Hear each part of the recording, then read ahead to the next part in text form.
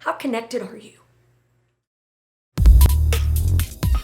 Welcome to Kirsti Cast, the show where we hope to illuminate, entertain, and engage our listeners, helping them create the life they want.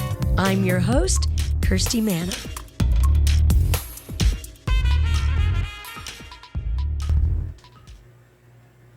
Hi everybody, I'm Kirsti Manna and welcome to Kirsti Cast. This is already episode 13. I cannot believe how fast the time has gone. But I said at the beginning of this pandemic that I wanted to start up my podcast again, and so here I am. Thanks so much for being here. Hope you're listening to me wherever you love to find podcasts, listening, liking, and downloading the podcast, telling everybody about it, and also check it out on YouTube, Songwriter Girl 1 channel. And that's why we're filming today, because we love to put these podcasts up on YouTube.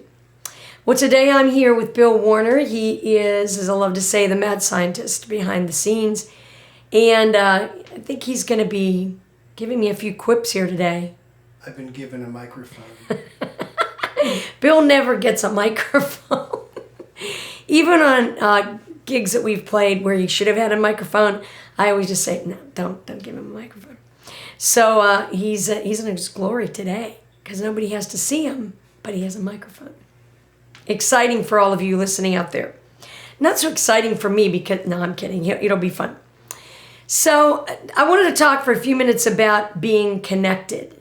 And I don't necessarily mean being connected to other people. I mean being connected to yourself. I think it's really healthy to be grounded and be connected to yourself and understand your own emotions, be able to name them. And I kind of like to call this your own awareness. So I'm going to ask you this question. Are you aware of your awareness? You might be driving a car. Raise your hand. Don't take both hands off the wheel. Raise your hand if you are aware of your awareness. I hope that you are. And this is something that I learned a lot about. I always bring up my acting coach, Tom Capps. But this was something that I learned a lot about in acting, was being aware of my awareness, especially, when you were in a scene with somebody else and you had to be listening to your scene partner and not thinking about how you were going to react before they said everything that they had to say in the scene, but listening and reacting as you would in real time, as you do in life. So how do you get more connected with yourself? Well, I think one way to do it is to really be aware of how you're feeling in certain situations. Let's say in a situation that makes you really stressed out. And one thing that I think a lot of people do to stress themselves out these days is that they are late, that they don't give themselves enough time to get somewhere. Oh, we've all done this, right? And it just shows the person that's waiting on us that we kind of are not respecting their time. So if that's a habit you have, just try to get there early. But if you are doing something like that and you're getting yourself all stressed out, you need to stop and think about what it's doing in your body. How is it making you feel? Maybe it makes you feel frustrated that you're running late. Maybe it makes you feel angry at yourself that you're running late. And I think it's good to be able to name that emotion. And then you're more aware of your awareness. You're more aware of what's going on inside your body emotionally that's making you feel that way. Because let's face it, being connected to yourself is about your emotions. It's the same way that we connect with other people externally, right? So be aware of that. You're probably thinking too, how can I get better at being connected with myself? Well, I think one thing is to not be so hard on yourself. We're all so hard on ourselves these days. We make a lot out of our mistakes and our shortcomings. So I think if you're able to name that emotion or name that feeling, that you're going to be able to get better at keeping yourself from being less frustrated, less stressed, and you're going to be able to be more in touch with your own emotions. Because that, like I said before, is going to really make it easier for you to have a healthy relationship with somebody. Something else that I think too is that sometimes we really don't engage with ourselves. And one way that you can engage with yourself is to really take some time in solitude. My friend Ashley Rose calls it her me time. And I think that not enough of us, she's probably laughing if she's listening to this, not enough of us have me time. Bill, do you like to have me time? All the time. Yeah, you really kind of, when you work, you kind of are in me time. I function independently. Yeah, you're pretty good at that. But men, they like the cave, they like the me time. But anyway, women, I don't think, take care of themselves that well in regards to me time. So, think about things that you could do to engage with yourself in solitude. Of course, one thing that I think you should be trying is being more creative. And even the process of getting ready to create, even the process of thinking about creating, is something that you can be doing in solitude. And I think that's a really healthy way to do that. I forget if it was last week's podcast or 2 weeks ago, I was talking about the 5-year-old. How's your 5-year-old? And that's one way that you can really engage with yourself, is do things in solitude that are just kind of reckless, abandoned joy makers. I don't know, get out your coloring book, or, draw a picture, write a poem. You can do something really expressive like that can really help you get in touch with your emotions. So I hope you're going to try that. I keep telling Bill that he needs to do something like that, because Bill's a really good artist, but he doesn't ever draw. He used to sculpt, didn't you, Bill? I would have gone to art school had I not gone to music school. Oh, really? Yeah, sure. I'm pretending like I don't know that, but I did know that, actually. Good fake. Tried. He tried to fake me out. So those are just a few things that I think would be really good for you to check out if you are feeling like you are not connected to yourself. And trust me, you aren't the only one during this pandemic that isn't feeling connected to themselves. I mean, some of us who live alone, I guess, are spending a lot of time with ourselves. And so you can find a lot of ways to pick yourself apart. So I hope that you're being kind to yourself and you're not judging yourself. Hope you're going to be sticking around with us. We're going to be right back for the Shero Spotlight.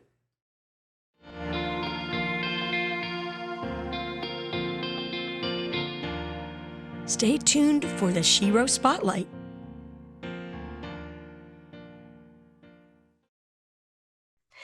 Welcome back, everybody, to the Shero Spotlight. I want to thank you so much for sticking around. I'm really honored and excited to have this guest with us today. I've known her for a few years, and she's one of the most energetic people I've ever met, and just a great passion for the arts and a great passion for people.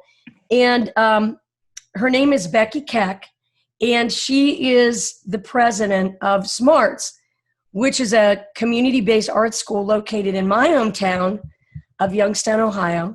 And she's always been an advocate for quality arts education for children for over 25 years. And she's nurtured SMARTS from its inception at YSU, my alma mater, in 1997, and successfully transitioned it to a community, standalone, not-for-profit art school in the past 6 years. And when it was complete, she moved it into this building in downtown Youngstown, spring 2017, and they received the Governor's Award in Arts Education in 2017 and many others throughout the years. Becky is a really busy lady. She's a director on many boards, the Ohio Alliance for the Arts Education, the Ohio Foundation for Music Education, Mahoning Valley Historical Society Board of Directors, just to name a few of what she's done. And she also brought the John F. Kennedy Center's Any Given Child initiative to Warren, Ohio. And for the past 5 years, she has served as the liaison to the Kennedy Center with SMARTS as the lead arts organization. Wow. I'm tired. I'm going back to bed. There's too much going on there. I'm just really excited to welcome her to the show. And let's hear it for Becky Keck. Woo! Welcome, Becky. Are you there, Becky? I'm here. Oh, good. We're having some little technical difficulties, but we'll live through it. So Becky is coming to us from her deck at her beautiful home in Ohio, and I'm in Nashville. And we've had the opportunity to do some things together. I had a songwriter girl workshop that she hosted there at SMARTS, and also was honored to speak at their first annual family dinner for SMARTS. That was really cool. And I just loved seeing all the kids perform, and everybody's had so much joy about your organization. So there's a lot of people, that are meeting you for the first time and they don't know anything about Smarts. How were you motivated to first organize Smarts? I think my own personal experience as a high school student is what really made me understand the impact that the arts could do for students' entire lives. And that was when I went to high school. They had this thing called study hall, which to me was 45 minutes of wasted time where I would just get in trouble. I always say that it wouldn't have been good for Dorothy, and Dorothy was my mom. So I was sure she would get a phone call because study hall just wasn't good for me. So I went to the high school principal and I asked him if I could run the gym steps. I had a lot of energy. I needed to use that energy. And I ran the gym steps for a couple of weeks. I was an athlete. It was good for me.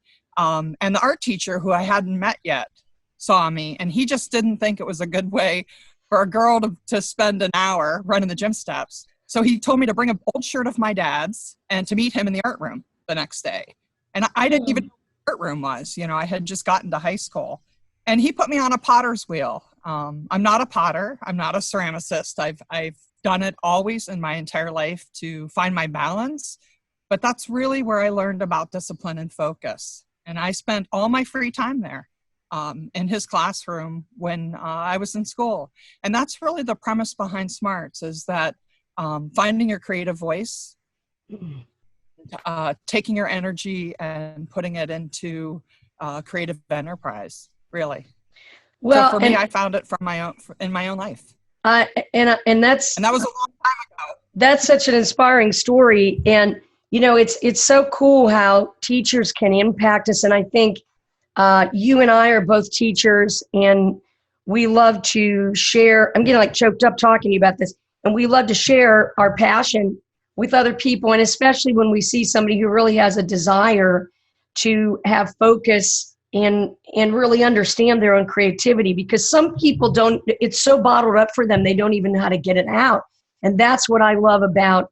Tell everybody a little bit about what Smarts is like, the actual building. There's so many outlets there for people for creativity. Tell everybody what happens there. Well, we offer free to the public in visual art, music, dance, theater, and creative writing. We use community teaching artists to teach our classes. So it's great because they have lots of knowledge and expertise in each of their disciplines. And then we have licensed teachers who oversee those creative teaching artists, those community teaching artists. So we follow state standards, and we offer free classes after school and Saturdays. Mm-hmm. We have community partners, teachers that work during the school day at schools. We're part of the Kennedy Center Any Given Child initiative that you talked about before. We're one of 26 communities across the country that has an Any Given Child initiative, and Smarts brought that to Warren. So we have kind of free public programming, and then ways that we connect to the community during and after school. So what do you think's been one of your biggest success stories at Smarts? I think, we have a 27-year history in this community. So I think that probably the biggest success story that you remember is the one that just happened, right? You have those. And we just did some programming with high school students in this city of Warren, 9 high school students. And for us, it was 20 hours of programming, all virtual, introducing them to all 5 disciplines. And our goal was, we called the class Smarts Change Agents. Oh. To help them to find their creative voice through any one of our 5 disciplines, or multiple disciplines, or one discipline. And so it was kind of a pilot test for us of connecting to older students like that, right, as well as 4 hours of continuous programming in a day virtually. We set up studios at Smarts where our teachers can come in and be safe, not have to wear a mask while they're teaching. Right. And the last class was Friday, and the first hour we partnered with a local coffee shop across the street, and they taught them. We had delivered the supplies to make their signature chocolate chip cookies. All made chocolate chip cookies together, the art of food, right? Yeah, I love that. And we were trying to help them to build a cohort because their experience for the summer for this camp was really education. It was math and science, preparing them for college. But one of our main goals was to help them to find their voice and to build a cohort.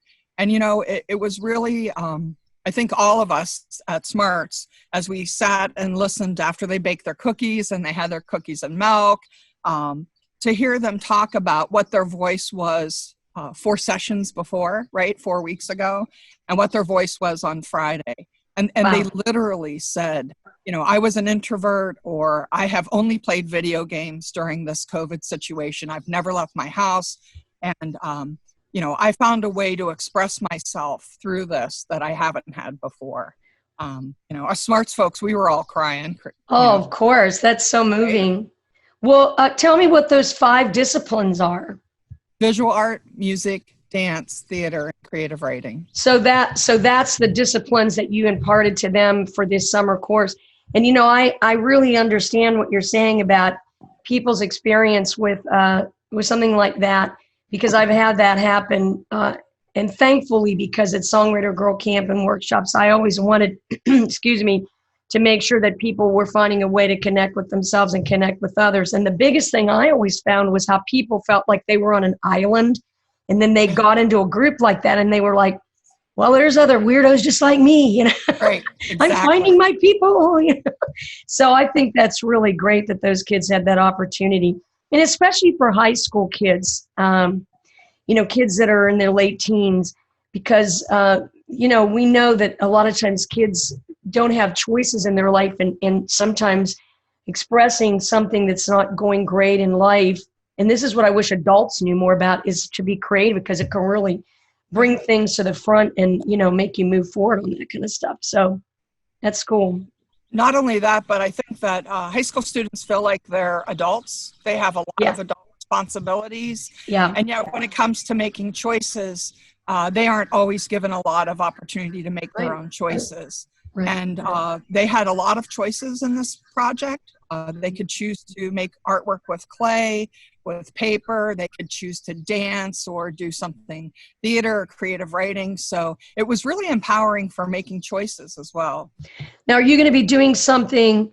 I know you got a new stage at Smarts. Are you going to be doing something there? You're building, when all this stuff opens up with the COVID, are you going to be presenting any kind of productions there, like of 1-act plays or things like that maybe your students write?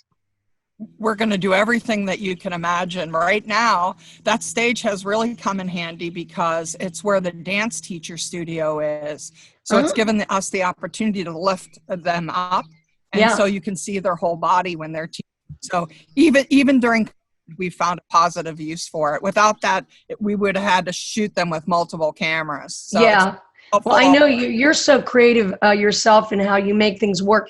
You're telling us a little bit about how you overcame some of the COVID challenges. What was one of the biggest challenges when the whole shutdown happened? What was one of the biggest challenges for you guys there? For us, we were in the 8th week of 10 weeks of programming.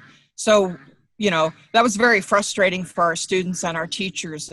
I tell folks that aren't arts folks, it's like trying to bake a cake without the last 2 parts of the recipe, right? Yeah.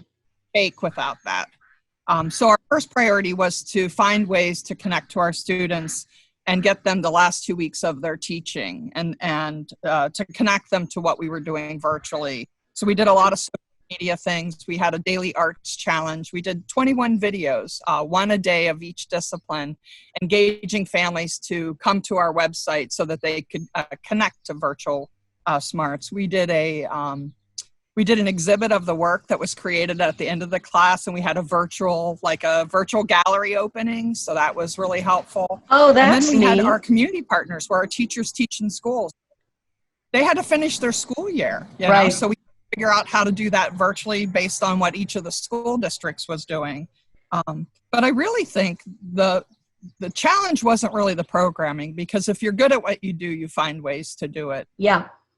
The challenge was really taking the risk of, we didn't furlough anyone. We didn't lay anyone off. we kept working.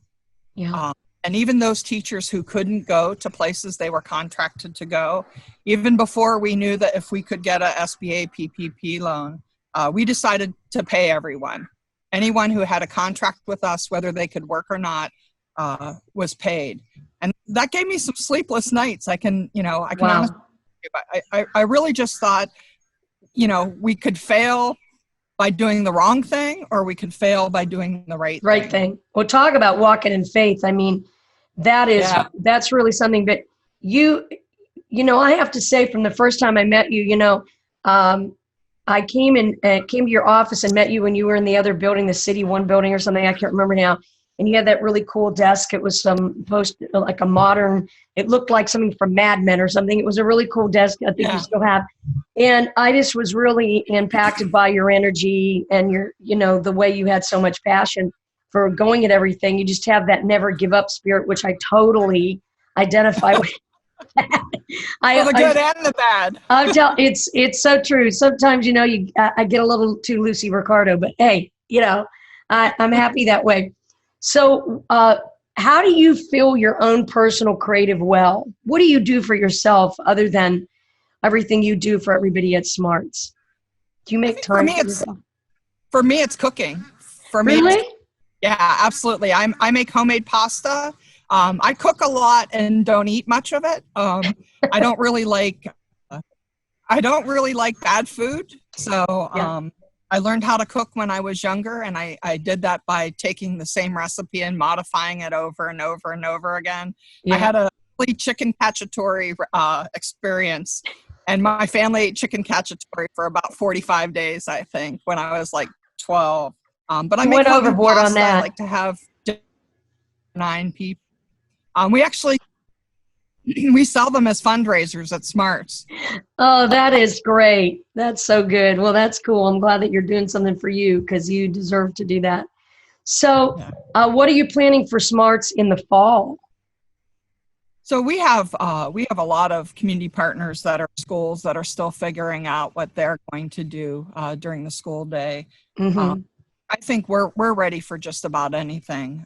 People are using a lot of different technical words to talk about it, but if children could come safely to Smarts, we would offer in-person programming. I think that's highly unlikely. But we've set up these studios, and we're ready to do virtual programming, live or taped, depending on how students, our school partners want it.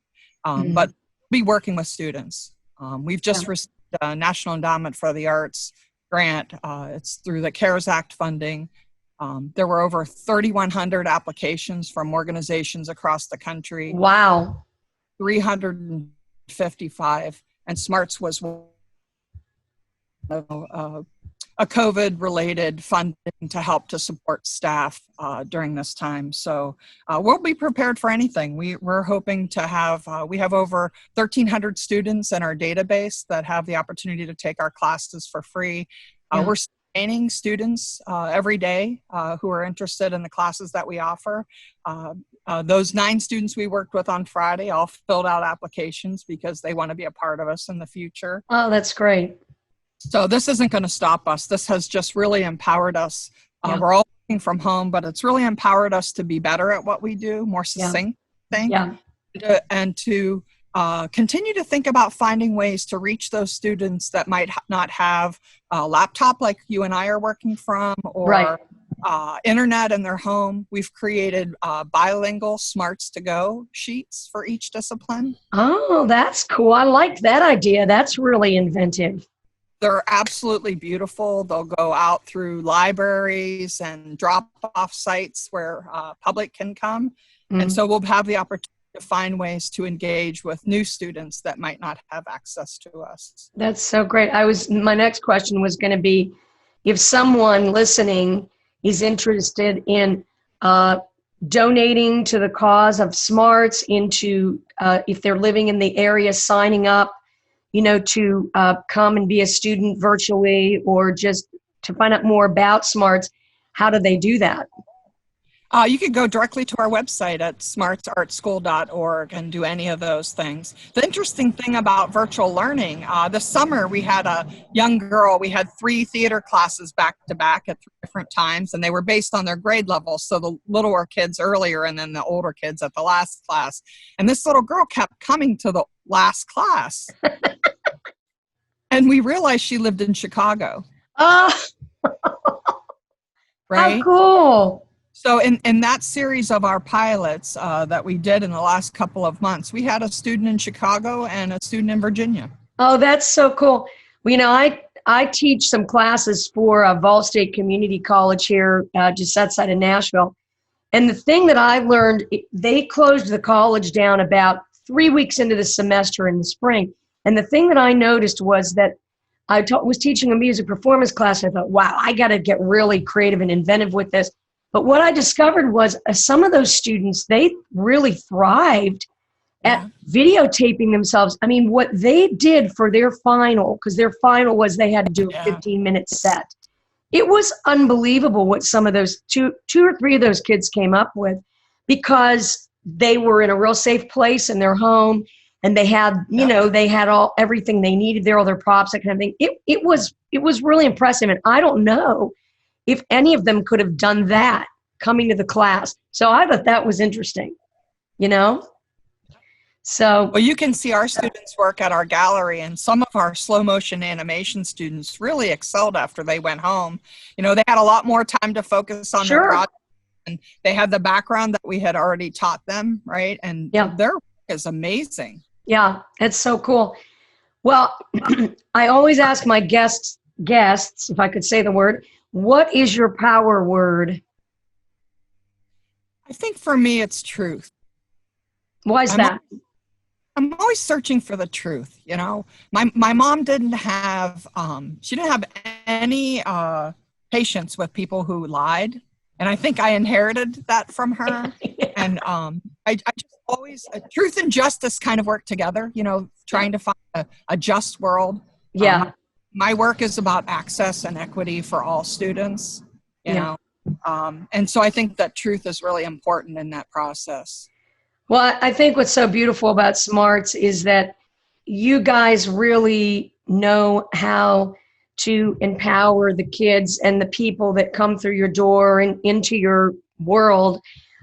Every time that I've ever been involved with anything at Smarts, anybody I've met there that's a teacher that is on your staff, they are all in the same place.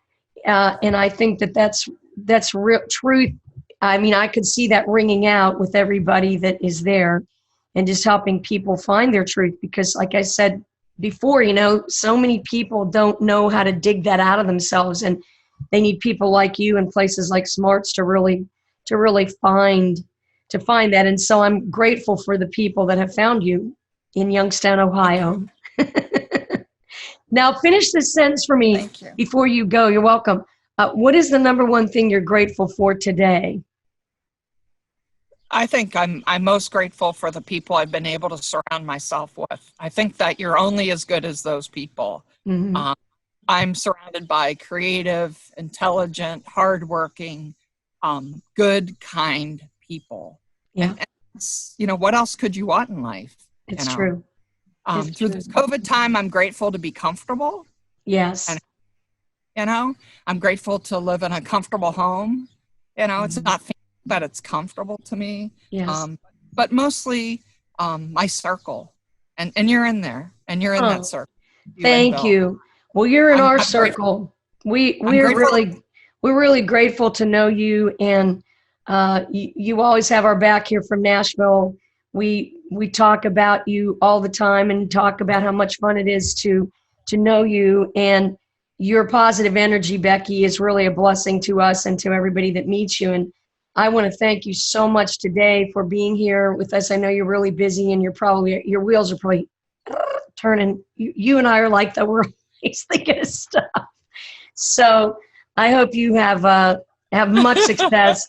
Exactly. I hope you have much success with Smarts in the fall and going forward in the years to come.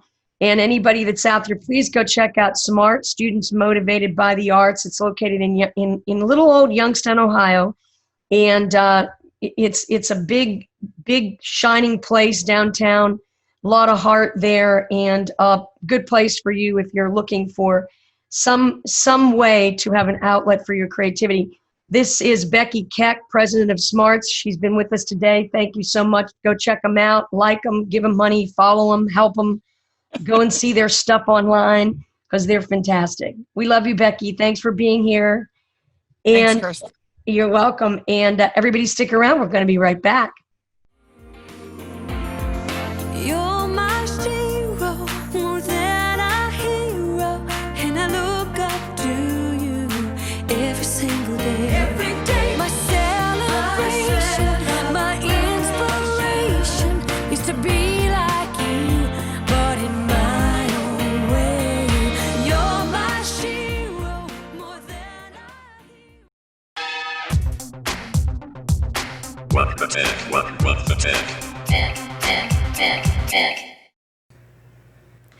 Welcome to my What the Tech segment. And before I go on with What the Tech, I'd like to thank Roxanne Charette for writing You're My Shiro with me and singing on that track with me. I always love to hear that song.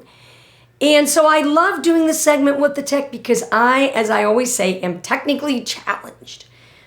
I'm not exactly proud of it, but I'm not afraid to admit that I don't really know a whole lot about technical gadgets. And so I went on a mission to find gadgets that I thought were interesting that I wanted to share with you and thought might help your life as well. Well, right before Becky Keck and I started talking in our interview, Becky told me that her AC was out. Ugh. It is the absolute worst when your air conditioning goes out. And, you know, she's living in Ohio, and you think, well, in Ohio, it's nice and cool. Trust me, people, I grew up in Ohio, and in July, it can be the worst. It gets so humid. And as a kid growing up in Ohio, we never had AC in the house. We had this big exhaust fan that my dad would turn on in the garage. It sounded like an airplane or something landing.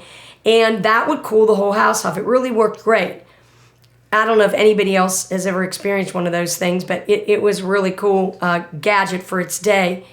But if there had been one of these next gadgets I'm going to talk about, Becky Keck would have been really happy without her AC, and I would have been really happy as a kid in my house in Poland, Ohio, because it's a portable AC unit.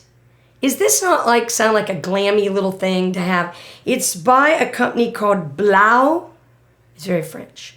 Portable AC units. And it's actually, I think, it's some kind of a French family name. I don't know if it's the family that started this company. I really couldn't find out. But anyway, this thing is so cool. It's portable, and it looks like a little radio sitting there on the table. I think Bill's got a picture of it going here if you're watching this on YouTube. And it comes in different colors. And here's how it works, okay? It uses a fan. You put water in this little gadget, and it uses a fan that draws the water through these filters. And the water evaporates, and then voila, it makes this nice, cool air. Sounds really simple. And all the pictures they show, of course, everybody that's using one looks really cool and relaxed. I don't know, it looks like it would work really well. So you can go to their website and you can buy one. One will cost $179, but get this, you can get 3 of them. 3 of these Blau AC units, portable units, for $202. Sounds like a deal to me. I mean, you know, if you're trying to cool off different small spaces in your house. So anyway, I thought that was a really, really cool gadget. So Becky, I hope you get yourself one of these AC portable units. Meow, not bow wow. Meow, not bow wow. Meow, not bow wow. Meow, not bow wow.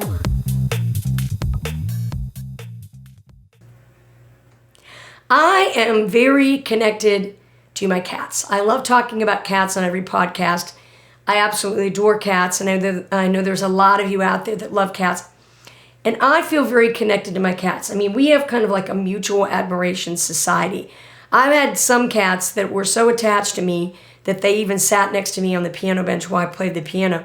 So I felt like we really had a real bond. Now, if you are thinking about getting a cat, let me just say, this will be one of the best decisions you've ever made in your whole entire life. This is better than, new outfit, buying new shoes, is getting a cat. And if you're really adventuresome, you will get 2 cats, because 2 cats together are way better than 1. They make big pals with each other. They like to have a buddy to hang out with, groom each other, purr together, and of course, continue to ignore you twice as much as 1 cat would do. But at any rate, these cats that we have right now, we are very connected with. But let's say, for example, that you have never had a cat before and you want to get a cat and you want to understand how to get connected with your cat. Bill, what do you think would be one of the best pieces of advice you could give to somebody about getting connected with a cat? If you first attention to them, they respond. The more you pet them, the more they get used to it. Yeah, the first time you bring a cat home, though you have to take it kind of slow. Think about the cats that we've gotten in the past that were a little bit afraid and skittish, and it took them a minute, to get to know us and to bond. They've all been recycled. They've all been recycled. So anyway, the one thing that you can do is really give the cat a little bit of space. Cats are really good at, figuring out the environment, smelling everything, walking around, curiosity. They love to be curious about where they're at, their environment. So maybe just, sit on the floor, sit on the couch, and just observe the cat and what it's doing, and let the cat come to you. Now, this is going to sound really crazy, but cats like when you blink at them. So you want to master the slow blink. Now, you've seen a cat do that. You've seen a cat kind of blink. It's actually kind of like a sexy look the cat gives you, It's kind of a, hey, I'm cool look. So think about that and give your cat the slow blink, because cats really communicate by blinking to each other. So you can be telling your cat that you really admire it, you really like it, and a cat will really respond to that. And if you blink extra slow, I've actually done this with my cats. I've blinked really, really slow, and I've actually made them go to sleep. If you blink your eyes really, I'm going to demonstrate. This is what it looks like. It's like,